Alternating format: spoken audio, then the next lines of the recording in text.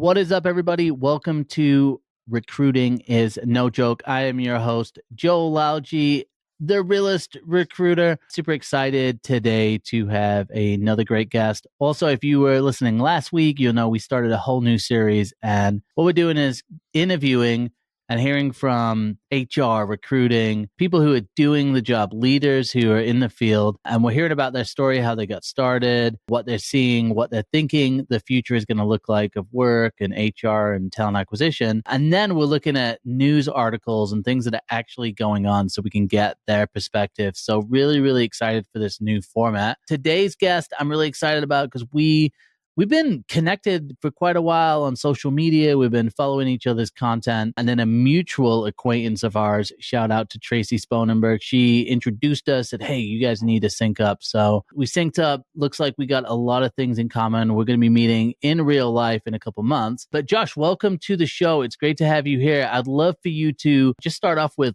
who you are, what you do, a little bit about your background. And again, welcome to the show. Good to have you here. Thanks, Joel. I love that. I love what you said too. It feels like we've been connected for a while.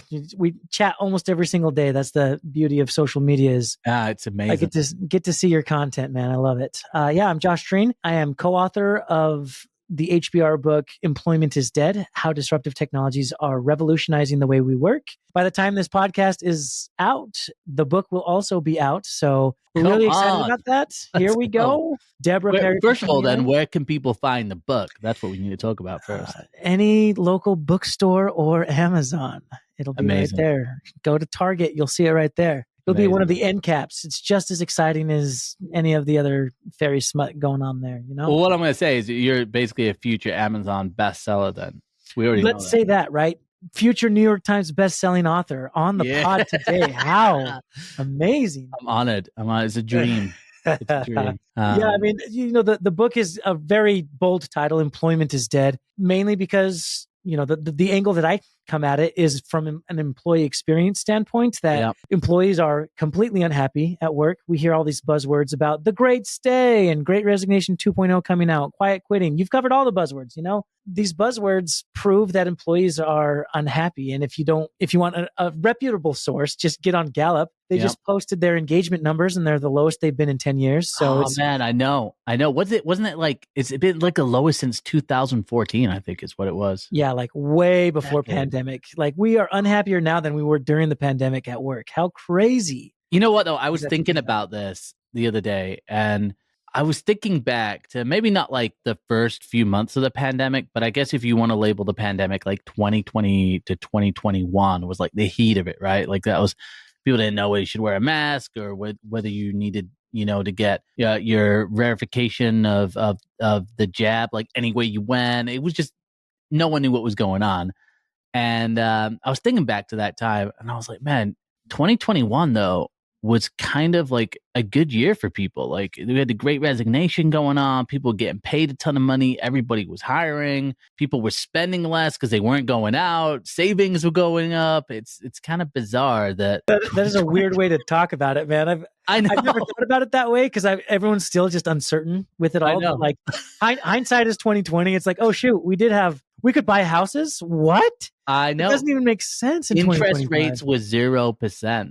Like it's incredible. Healthcare even was like, I feel like my kids were on state healthcare, and because I literally quit my job and started up a business. So at that time, I could just get on state employment. Government's writing checks for people with kids. I have 3 kids myself, so I totally get it.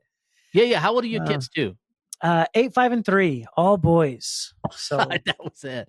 Man, so this guy's also, you've got a full-time job in just that as well, man. That's crazy. Well, that's the thing too, right? Is we were all home during that time. So it was like, oh yeah, it's great that we aren't missing a moment of their living.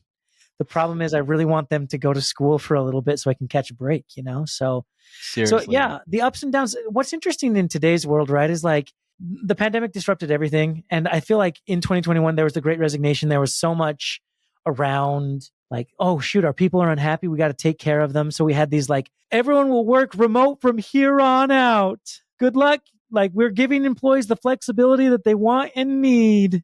Yeah. and then the pendulum swings the other way and they're like, oh, we actually have power right now. Oh, everyone's like the great stay. Oh, hell no. Right. And they are starting to like RTO 5 days a week, cutting back on DE&I efforts. Their employee experience design, it's inexistent. Yeah. So talk to me about crazy. this employee experience design. Talk to me about that. Like it's not, I feel like even for most people who are, maybe not so much in HR, but definitely in TA and people who are outside of the field completely, I don't have any idea what that is. So what is this? What's this all about?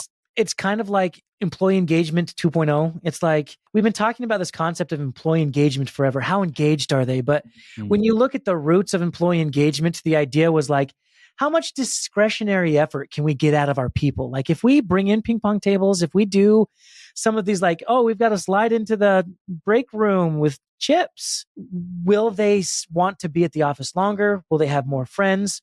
Will they do more work is essentially what we were looking for. And so is employee engagement then how much work you can get out of people, or is it if people are happy? Like what does that even, what do they base this on? Here's my hot take on it, right? Like employee engagement has noble intentions. It's like if our people's needs are being met, then they will be more productive because a happy employee is a productive employee. So we talk about culture all the time. Like, hey, let's get a better culture at work, guys. Like if we do the culture thing, then you will be happy. And what is completely glanced over is the culture. I know. It's ridiculous. And so I just did a video on culture too. And I'm like, I can never get away from the fact that in the word culture is cult. And then it was culture fit. Now it's culture ad, but you still have the cult, right? And it's like, I've been in recruiting long enough to know that every hiring manager, like they just default back to, just looking for a culture fit culture. And I'm like, what is this? And stepping outside of corporate America, it's really easy to see you want someone that you can pay to do work. It's going to be excited. It's going to drink the Kool-Aid. It's going to be a part of it. For me, that's what I've seen. I don't know if you have. Yeah, I mean, you have probably a different take on this. The bottom line, like I agree with all of that, right? Severance season 2's out right now. And we're so into that show. It's like you're one person at work because there's certain rules, and then you're a different person at home because there's no rules, and that's could be the definition of a cult. What I go back to is the concept of like what is king right now for CEOs and executives is short-term shareholder value. Yeah. That is everything. Yeah. And so they're going to do anything and everything they can to push those numbers, to pay shareholders, to get those dividends going. And so they're doing it right now at the expense of the workforce. And I don't think executives even understand how much of an impact that it's having, because they might still be in this mentality of like, our workers don't know how this works. We're paying them a salary. That's all that they need. We're telling them to do a job, and they should be happy with what they got. And it's hard for an employee to be sitting there like, wait, so you are paying the CEO how much? And I get that he's a very important role. He guides the ship, but I also did quite a bit of work, and like you didn't compensate me for it. And I've asked 3 years in a row for a raise. I didn't get it. So let me quiet quit. I'm going to work to my financial obligation and nothing more. That's the huge shift that we're seeing. We're starting to see an entire workforce be like, I don't want a promotion. That used to be the thing. Work above and beyond, you might get paid more and you might have better roles and responsibilities. It's like, wait a sec, you're going to work me 40% more and pay me 10% more. Like I can do the math. And so like, you can't lie to employees because they have people like you on TikTok making content that we are drinking from, dude. You're like, this job market sucks, dude. It's so hard. Yeah. And then like the numbers release, it's like, oh, we made all of these jobs. And it's like, but no, like, are you in the job market? Do you know what it feels like? So anyways, shout out to you, bro. No, man, it's crazy because all those different things, thinking over the last 3 days, like I've made a video on each one of those things. I think what to me is really interesting is this whole idea of like, I just did a stitch on someone that was like, yeah, Gen Z doesn't want to go into management. And I think one of the things I've noticed with management in general is like when I got into the workforce, that's all I wanted. I just wanted to be a manager. It was like I was obsessed with, I got to get a promotion to manager. And a lot of candidates I would talk to, if they were in an IC or an individual contributor position, they were always looking for a way to be a manager and get that next step. And I think what people have realized nowadays, you're probably in a better situation in some ways if you are an IC and you don't have all the responsibility and management for a small amount of extra pay.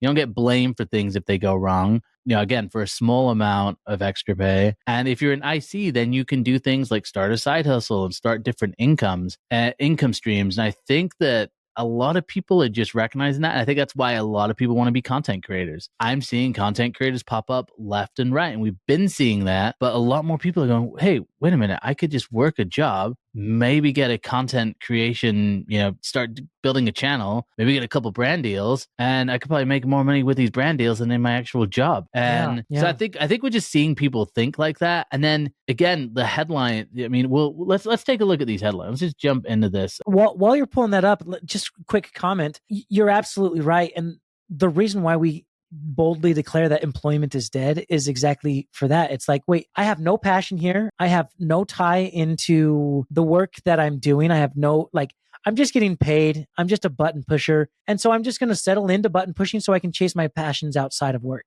And what they're chasing are like actual value adds. It's value generation. If I were a CEO, I'd be like, wait a second. If you're chasing your passions outside of work, is there some sort of marriage here? But you said it earlier. That's not the goal. Isn't, hey, let's keep a large group of our employees engaged and happy and enjoying their lives. And it's literally, let's look at the stock price and let's increase that. Let's do whatever. So it's like these competing odds, and they're more than ever now competing because a lot of these companies are realizing, they've known it, right? It's like the biggest expense is people. We cut down people, our stock price goes up. And now we have, and I'd be curious to get your take on this after we talk about this article that came out. But let's watch it. Yeah, let's take a look at this. So this is for anyone who's out there who's listening. It says, this article is about JP Morgan Chase, which we'll get into it. I put the headline on there: big bank CEOs get rich while hard workers struggle. Great work. Here's your raise that doesn't keep up with inflation. So basically saying like you get in your employee review, great raise.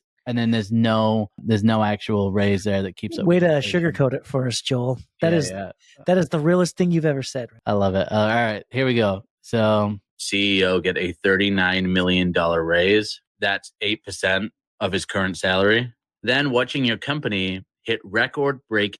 I do need to stop this. I did make a mistake. The raise wasn't 39 million or 38 million. His raise was 8% and he got to 39 million. So his raise was only like 3 million. That changes everything. That's pennies. Breaking profit numbers. And then you hear about your raise and it's 2%. Well, that's exactly what's happening at JP Morgan Chase. And it has some employees extremely frustrated. One employee said that they got a stellar review. They were told that they were doing an awesome job and then got a 2.5% raise, to which they called it a slap in the face. So most employees at JP Morgan Chase are getting 2 to 3% raises, while the company had a $58 billion record profit year. It's just another case of bank CEOs getting wealthier and wealthier, while most of the people working for them are struggling to get by. Guys, inflation over the last couple of years has been in double digits, and the biggest companies in the world could care less. They are happy giving you a 2% raise. It is just more proof that it just does not pay to be loyal to these companies. This is the where same companies. All right. You got an accent, Joel? What was there an accent there? Yeah, man. So I'm from England originally, believe it or not. I wouldn't have guessed. From the old England, not New England, but from England. So there's certain words where like the English accent will come out. But yeah, man, this is exactly the stuff we're talking about, right? Like, how can you read $58 billion record profit and then go in a review and get a great review? And obviously, man, the last couple of years have been tough for everybody. We were just talking about that. And it's like inflation's crazy. And you're like, hey, and they're like, hey, you did an amazing job. Stellar review. So happy with you. And here's a 2% raise. And obviously, like a CEO is getting an 8% raise. But then when you look at the numbers of that, it's millions of dollars. I mean, a 2-3% raise on a $40 an hour salary is like 50 cents. Yeah. So, yeah. And interestingly enough, when I do these, and I'd love to get your take on this, when I ever do our videos on this, I always get like gurus jumping in the comments wanting to explain to me how business works and blah. And I'm like, why are you okay with this? Like, yeah, dude, I get frustrated because that is how business works. Because business used to be, I am paying you X amount of dollars, right? Employment is very contractual. I pay you X amount of dollars, you give me Y amount of work, and that is our agreement. show up. I get to dictate your 8 hours, and then you do whatever you want after that. But I own you for those times. And by the way, there are no stock options. There's no way for you to get cut into the deal. So even if you were working extremely hard for the company, you don't get paid more. So the incentive model for an employee does not make sense. And I don't think companies quite understand how these short-term gains, especially during a pandemic, playing off of a tragedy for a lot of people. And, it doesn't feel right. And it's going to cause an uprising, whatever that looks like, a great resignation 2.0. It's causing resentment. Let's say it that way, right? Another great Gallup poll is like only 37% of employees feel like there's basic respect in the workplace. Like, dude, Come on. Not even half. Yeah, I think it's just not surprising. And we've mentioned a lot of greats here, right? Great Resignation 2.0, Great Stay. I think to me right now, a lot of people are staying in their positions and they're putting up with this because number one, I don't actually think people always realize how accessible even like owning your own business is or consulting, like because there's not a lot of education. There is a lot of education, I guess, online. People are like, hey, you could start a side hustle, you could do this sort of stuff. But I'm not always sure people realize how like actually accessible that is for some. And I think as a group of people, more and more people realizing that, I think we're going to see more of that. But then also right now, everybody knows, because I like to remind them in every other video, that the job market for these corporate doing the good jobs, work, it's brutal. And again, I make videos on that all the time. And now I get some people like, oh, he says the same thing every time. I'm like, yeah, I say the same thing every time because nothing's changed. Until it sticks, yep. But then some people on there are like, oh my gosh, like I didn't realize it was like this until I'm in it. And now it's crazy. So when people are hearing that and like, all right, I'll stay in this job and I'll put out with it. But then that's where I think a lot of this gets blurred, because then executives, they look at the list and they're like, oh wow, we actually got great employee retention. We must be doing something right. That because they'll be looking at those numbers. So what I'm confused about though is when you have Gallup numbers like this, where it's showing that people are unengaged, when you have articles like this, like what does it take to get through to like executives for them to start changing even the way that they're viewing things? Yeah, it's tough, man. First off, great work bringing people out of the cave, man. You're getting people out of the cult one person at a time. Yeah, I mean, I'm such a proponent of HR. I think that you don't go into HR unless you don't realize the value of people, right? You do it because you know that there are people in the workplace and you want to take care of them. Unfortunately, that is not HR's job. And unfortunately, there are limitations to what executives will allow HR to do in the workplace. You could roll out the best DE&I, initiative, and it's the right thing and you've worked hard on it and you've looked at the research and you've got the buy-in, and then the CEO is like, wait a second, everyone's rolling back their DE&I. Maybe we should do that. And now HR is powerless. They unfortunately don't have a true seat at the table yet. And I think that will change as the employer market swings back to an employee market. I think it will change as HR realizes that most of their job is automation. It's automable at this point. So let's get AI doing the people pushing stuff so that we can focus on L&D, so that we can focus on DE&I, so that we can focus on employee experience design. I am optimistic that we will get there. Unfortunately, we are not there. And we are seeing some of the most horrific behaviors on display around treating employees with respect, paying them fairly, bringing them into your organization in a way that thrills them. Dude, like the system is broken right now. Yeah, I couldn't agree more. What I know you got a couple things that you want to share as well. So why don't we Dude, so there's so much, right? First, let's dig into DE&I, and then I'll show you a couple of videos here.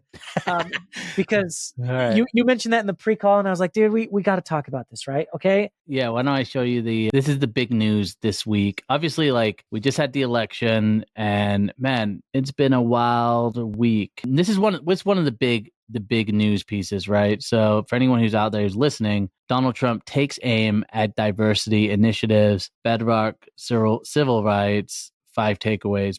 The headline here, though, is the aim at DE&I initiatives. So for anyone who doesn't know, I'm sure you do know, I think everybody who was involved in the DE&I team in the government lost their jobs. That's what I got. Put on leave, which means they're not fired yet, but we're thinking about it. Until people stop talking about it, we will fire them. Like it's I will say though, some of these headlines, because I saw one at the gym. So I don't know. I think I talked about this last week because I'm really wanting people to know that I go to the gym. But my gym is funny because it's like you got sports, and then you have CNN, and then you have Fox News. So it's like side by side. world. Yeah, side by side. You're like, and somebody's talking about the same thing, but then you got sports in the middle, and it's anyway. But one on Fox News, they had an article which was like, they had a headline which was like, it was like DEI dead. I'm like, what? Like that? How does that headline even help? Like it's not dead. Yeah. What are your thoughts? Diversity, equity, and inclusion is what it is called. It is making a fair and equitable workforce for everyone. And what does equitable mean? Sometimes I think we just like equitable. We do. And for some context, right? So SHRM, which is like the big HR cult, can we call it that? SHRM the listeners? Society of Human Resources Management. I'm not a huge fan because, Johnny Campbell, the CEO, recently rolled back some of their DE&I initiatives. Like 6 months ago, he did this, right? Yeah, even before Trump was put into place, they essentially pulled out equity altogether, which has so many people pissed off, and understandably so, because equity essentially means like there's an image that you'll see, right? It's like three people are trying to see the ball game through a window. Someone's got a lot of books, so they're like really high, they can't see the game. Someone doesn't have enough books, so they can't see because they're below it. And then there's someone who has just enough books and they can see perfectly, right? The idea of DE&I is making sure that everyone has enough resources so that we can all see the game together. And so the fight against equity is like, look, if you can't lift the person out of the building, you can't be a firefighter. Like, we're not going to make up for your lack in skill. That's just like a common example. And so there's a split in HR that we've seen, right? It's like the anti-SHRM who are like, for reals? Like, we were making progress and the writing is on the wall. And then there are like the SHRM full on. I won't tell you what generation each one is in, but just know that there's a generational gap there. Yeah. I mean, look, I think when I look at these headlines, man, it's tough because I don't see even how like reporting in the news in this way is even helpful. Like, obviously, like something that's going on in the government, right? Like Donald Trump's like basically the CEO of the government, right? If you want to call it that. So he's doing these things. But now what I've seen is it seems like then corporations are kind of going along with this now. And then I really let's don't unpack it. Let's don't understand why. Here, let's unpack it together. Okay. Here's what's fascinating. We have a new president and there are very wealthy individuals who need to comply to some degree in order to keep that president happy. And that's why you see like Mark Zuckerberg kissing the ring, rolling back a bunch of DE&I efforts, especially being in, Silicon Valley, an arguably very blue place. And then you see, like Luigi Mangione, he kills a CEO in New York and everyone applauds because we have a feeling that insurance companies are screwing us over and there's nothing we can do except for take matters into our own hands. So when you look at the correlation of like CEOs that are being dragged on TikTok versus CEOs that are being applauded on TikTok, there's a correlation between their DE&I efforts. For example, CEOs getting dragged, right? It's the Elon Musks, it's the Mark Zuckerbergs. CEOs being praised is the CEO of Costco, the CEO of Arizona Tea. There are CEOs that are still people-centric. They still care about their customers and their people. What just happened a couple of days ago is Costco brought all their shareholders together to vote on whether they should roll back their DE&I efforts or not. And overwhelmingly, they voted to keep them. 92% of shareholders said, we're keeping these. And Costco is not a company that needs to kiss the ring so much, Yeah. They might, but they're not a tech company who is reliant on whether TikTok is going to get banned or not, whether Instagram is going to get rolled back or not, right? So I think there's so much to unpack there that we just don't have the time to do it right now. But I will say that in the long run, it will most likely hurt the diversity efforts of companies. Yeah, which is crazy because I think if you ask most people, and you just say, look, do you see the value in working, number one, with people that are different to you? Do you want to be able to give chances to everybody? Should everybody have a fair chance? And then do you want a workplace that like includes everybody? I think most people say like, yeah, that's what I want. So, and I don't know if that's the right question. I think it's a very important question. The question should be, what does the research say will drive greater productivity? Well, that's what CEOs should be looking at. Yeah. Right? I mean, and what is the answer, right? The research very clearly points to a diverse workforce has diverse opinions and diverse products and diverse ways of driving productivity. So why don't we just do that? It sounds pretty clear. And, you see major thought leaders like Josh Bersin coming out and just, he shits on RTOs. He shits on like rolling back DE&I because he just looks at the research. That's all he does. And he says it's very clear. And if you don't read the research, you're following something else, which sounds like politics. 100%, man. Well, I guess that's what I'm saying is like, I can understand from like even an employee, even employees, like, because I don't think most employees necessarily care that much about productivity, but I guess that's what I'm saying is like, why, if all of the data shows, hey, we're going to be more profitable, we're going to come up with better ideas, our team's going to be better, we're going to be making more of an impact. It's like, why? That just seems like a win-win-win. Man, it's wild to me. So what do you think, like, next 4 years? Obviously, you don't have a crystal ball, but what do you think this, like, what do you think it's going to look like? What do you think DE&I is going to look like over the next 4 years? So the premise of our book, Employment is Dead, the subtitle is How Disruptive Technologies Are Revolutionizing the Way We Work. And so my hypothesis is that employees will become so fed up with the way that they're treated and the way that just the way that the system is run, that they are going to offboard for more attractive alternatives for work, which today it's like, oh, well, I'm just going to go be a freelancer on Upwork. Yeah. Emerging technologies are going to supercharge this freelancer gig economy to the point where Reid Hoffman, co-founder of LinkedIn, actually came out and said traditional jobs are going to be dead by 2034. He's more famous than us, so he took it out from underneath us. Yeah, but I did a screenshot of the article and then made a video. So yeah, and that's why I love, dude. We just like are in the same circles when it comes to content, right?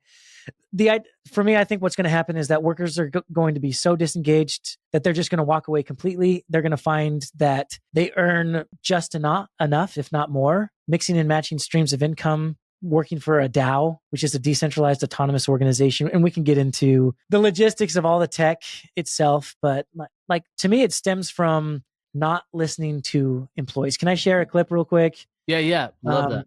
This one is just so golden here. So, because I come from the employee engagement world, right? I was mentioning my little startup and what we care about. The idea is that like these practices that we thought worked are not going to work anymore. For instance, sending out an employee engagement survey and expecting employees to be honest isn't going to work anymore because employees have been honest traditionally, thinking that you had their back, and they got fired. And that's here. Let me pull this video up. That's exactly what. Forging into new waters here. That's how we do it. Here we go. You see that okay? Oh, yeah, Farbsy. Management sent everyone an anonymous employee survey. Good. It's about time. I'm going to give them a piece of my mind. Me too. This is great. They'll never know it was us, and we'll finally get to see some changes around here. So if you can't read it, it says the entire gang got fired. Dude, I know. That video, when the video came out, yeah, because that was like maybe a month ago. I think that video came out. Maybe it was longer than that, but I remember. I just love it because it highlights the research, right? It's like you haven't created a trusting environment. You haven't created a culture, if we're going to go back to that word, where employees feel like they can be honest. And even if you did, like, are you sharing the results with those employees? And even if you did share those results with employees, are you putting in initiatives in place to let them know that you care and that you're working towards it? Right. So there's so many steps to get to a place where employees will be honest, and they're not honest because they can't trust you. And if you aren't willing to put in the work to become trustworthy, then you will never have a culture that drives high productivity because employees will just work according to their paycheck. So it's a huge problem, right? And there's a solve. It's just, are we willing to do it? Or are we prioritizing short-term shareholder value and just churning through CEOs and employees? Yeah, look, it's a big. I mean, I've done so much content on these very things around, being honest with people at work. I think I've made the video a million times where I'm like, the quickest way to destroy your career, tell people what you really think. I've been in those environments. I've been in environments that the culture was like great, kind of on the outside, and everybody was happy on the outside. We're winning awards. But I happen to be one of the employees that would kind of get a lot of people calling, I get a lot of people calling me and being like, oh, I'm unhappy with this, or I'm not happy with this. And I think that, it's happened at a lot of organizations I've been at where like on the face, everything looks good. And I think, like you said, you do the employee surveys, you do all of these things, but then it's just like, it can be kind of like a hype and a rah-rah type of environment. But then under the surface, there's lots of people that aren't happy. And I will say that like a lot of times companies will just like jump straight to, where humans just love to complain, or they are just so, like they're always, you're going to give it to them, give them that pay bump, and they're just going to go spend it, and they're going to complain about that. And so you can never give them enough. You can never help that, and all of a sudden we've like justified not giving employees enough resources to get their job done. Like, do you think though that there's also the other side of it where our expectation of work is almost because of like hey, find your passion and do these things. And, I see so much content around like there's this trend right now of like normal life where it's these guys, they always happen to be guys, and they're like living a normal, it'd be like 23-year-old tech sales guy. What do I do after not from 5 to 9? And they're like eating this meal, and then it's like this really idealistic, like simple life. Yo, that post of yours was so funny, by the way. I was looking at that. I was like, is this Joel's real schedule? Dude, he's waking up at 4:30. He's crushing it all the way through. And then I had to read the caption. I was like, oh. Well, yeah. It's like there's these videos where it's like they're showing all this like just, it's like the complete opposite of that, which like it's great to like normalize the normal, but then in normalize the normal, I'm reading through the comments and this one guy's like, where did I go wrong in life? Because this guy's literally like going to his job, driving his Tesla, got the perfect house. He gets home, the wife's holding the baby's really quiet. Then he goes for a shower and then he goes, I'm like, dude, I got 3 kids under 5. I can't even do a day in my life video, okay? Because I'll get hit with a baseball bat in the face. So that's like real life. But there's this idea of like even work where it's like, at the end of the day, I've always just thought of like, hey, work at the end of the day is work. So even if you have a dream job, there's always going to be elements that's just work, because like work is not always enjoyable. But I feel like the culture gurus and experts, and it's like we're trying to create this like idealistic environment of a workplace for employees. And so employees kind of expect that. Yeah. I don't know. Yeah. I mean, I hear what you're saying, right? And I think the creator economy is a perfect example of what work should look like, right? Right now, it's very extractive. You do a bunch of work, you generate a bunch of value. I get most of that value. You get a paycheck, and that's the system. The system that we see within the creator economy is like, hey, you could be a YouTuber, you could be a TikToker. You just got to put in the work. And the work is like, you got to post often. You got to post every day for a year before you get any traction. Unfortunately, you've got to like engage with your community. You got to hustle. And if you like that stuff, go ahead and do it. And we are seeing you as a perfect example of that, right? Like you're heads and shoulders over most experts on your LinkedIn following. You have 250,000 plus followers because you're putting in the work, you're learning the algorithms, you're putting out content that people want to see. Yeah. And I'm assuming you like it. So you keep doing it. Some people hate it, so they find something else. And that's completely fine, right? But the hustle is still the hustle. You just got to hustle at something you love rather than hustle for someone else. Yeah. And I guess that's the whole thing is like, I think, and maybe I'm part of that problem where like maybe, someone will look at that and be like, oh, this guy's got a podcast, he's doing this, I'm going to these things, but they're not even seeing like the 10 years ago, the 15 years ago when I was a bank teller at a bank, and like I hated everything. And I just was like, I was working at a big bank and felt this just like crushing like pain of I'm just a number and nothing I does even matter, and when I started creating content, there was no goal of any of this. I was just creating content because literally I wanted just a way to do something different. But now I think it's just like you've got these expectations from employees, which whether they're wrong or right, I don't know, but they're there. Then you have almost like employers creating or trying to market these environments, because like employer branding is a whole thing where they're trying to create these environments that don't exist, or they say, oh yeah, our corporate environment's great, our culture is amazing, we do this, but none of it's like that. So it's like a fairy tale world, I feel like, in employer branding. No, it's the trust thing, right? Yeah, and I'm like, it's just I just always just think like if there was just more, if there was just more transparency from managers, and you're interviewing for a company and like, yeah, actually work-life balance here is just terrible, and I it's like, okay, maybe you lose a couple candidates, but there's honesty there. But I honestly just think it's really hard for people to tell the truth, and I think people want to make people happy. See, you're highlighting the point, right? Like employment is dead because companies are not willing to be honest about their business dealings, and they know probably that like I do need to cut my employees into this, but I'm not going to, right? So the employer brand is a perfect example. And this is not just within companies. This is across all industries, right? An employer brand is essentially the facade that you prop up to attract top talent to your organization. They get in, they realize it's terrible, and they leave within... Has it ever lined up? Like ever once? I mean, and here's the thing, like after you get burned 2 or 3 times as an employee, I don't trust your employer brand. I trust Glassdoor. I'm going to go see what people are saying on Glassdoor. Or I have access to LinkedIn.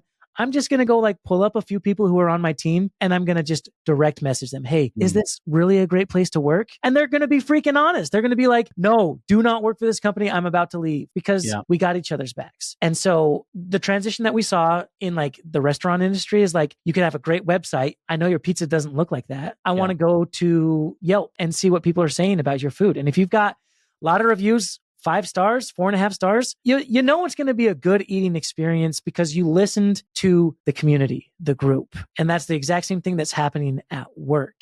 And so tying this back into the book, we believe that the democratization of work is something that's already happening. People are using Slack and Discord to create communities with no leader, and they are working towards a common goal. They are making decisions collectively, and they are pushing the ball forward outside of any shareholder pressure. And that is a possibility when you take Web3 technologies like DAOs and blockchain, when you take AI and you mix them together, you start to see like, maybe can I just quickly paint the picture of what that looks like? Yeah.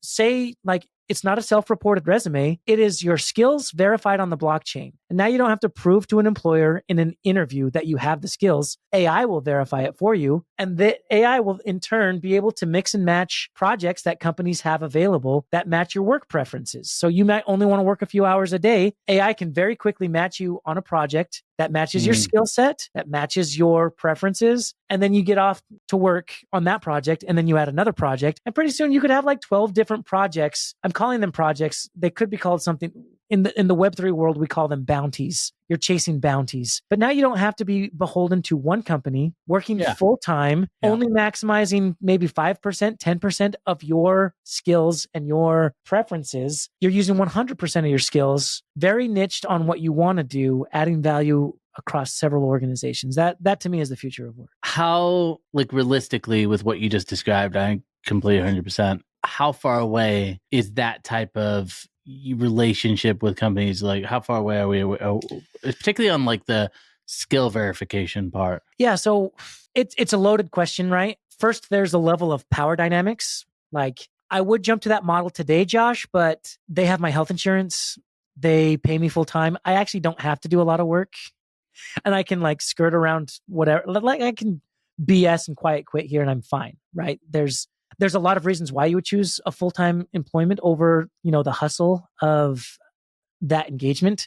Then there's like the Web3 layer, which is what I call, it's just the decentralization of, say, Work3 and Uber. We already have a gig economy that's working. Yeah. The only problem is it's still run by a centralized business. So Upwork, in order to continue to run, it costs a lot of money. So they take very expensive user fees. Yeah. But like a decentralized platform will be more peer-to-peer. It'll be trustless trust. These are words from the Web3 world where you can know that you're working for someone that's verified, and they can know that your skills are verified, and you guys can match expectations through a smart contract. So I'm getting into the weeds. Maybe just an example is like Among Us is a perfect example. Among Us is a popular game among kids right now where you essentially all go into a spaceship and you need to find out who the imposter is. And the way that they do it is through a series of they're completing tasks, doing their work. But if someone sees someone, they can call a meeting right away. They have a chat so they can chat next to each other. And they use a smart contract to decide who is the imposter. Everyone votes. And the minute that decision is made, that person is kicked off of the spaceship. And you find out very quickly, were we as a collective body correct in throwing Orange out of the spaceship? No, that wasn't the imposter. Dang it. We failed to collectively.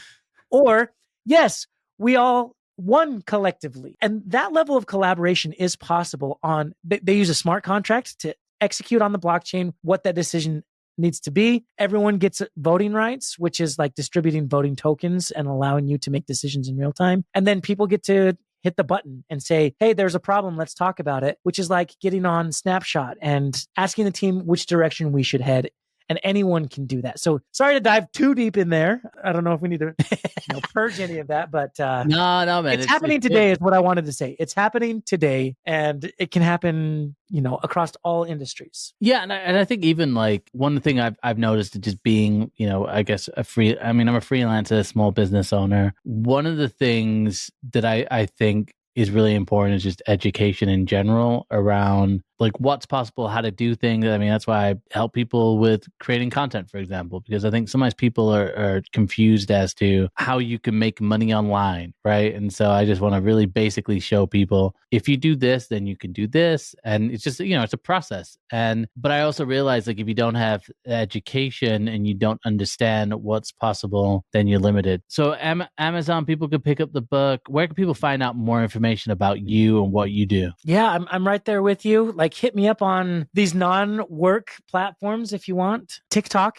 YouTube, LinkedIn. I'm always there. I would rather you DM me there than send me an email or follow my website. It just doesn't make sense anymore. So LinkedIn, TikTok, Instagram too, everywhere. At Josh Drean is all of my platforms. So love it. Should be fairly easy. I love it, man. Well, congrats on the book. Super excited to get a copy myself as well and read through. You going to some events this year as well? Where are you going to be at? Yeah, we're hitting all the big ones. HR Tech, Unleash, Transform. Let's go. Mm-hmm.